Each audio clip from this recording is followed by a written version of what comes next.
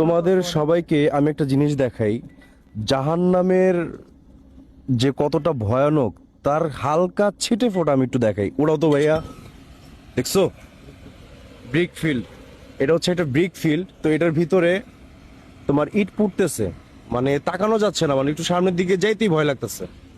তো আমি এখন বর্তমানে একটা ব্রিক ফিল্ডে ছিলাম আমার ফ্রেন্ডের।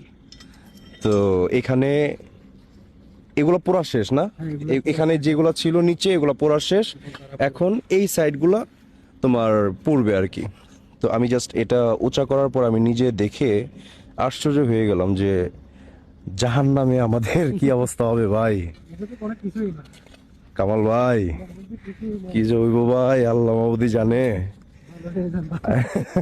ভালো তো হইয়া যাইতেই হবে।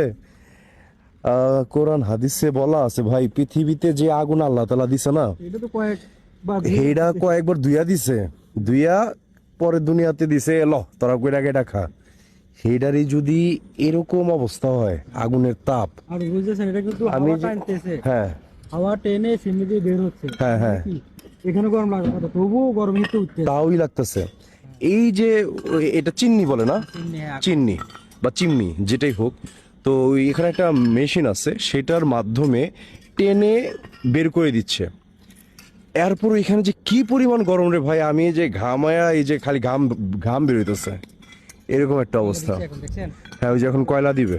তো আমি এই টোটাল পুরো সেক্টরটার যে প্রসেসিংটা, কিভাবে ইট বানায়, ডাইসে দেয়, কিভাবে পোড়ায়, কিভাবে তারা সেট করে সুন্দরভাবে সারিবদ্ধভাবেই করে, এটা আমি আগামীকাল একটা ভিডিওর মাধ্যমে সবাইকে দেখাবো। কিন্তু আমার এই জিনিসটা দেখে মানে খুব ভয় লাগতেছে ভাই, খুব ভয় লাগতেছে।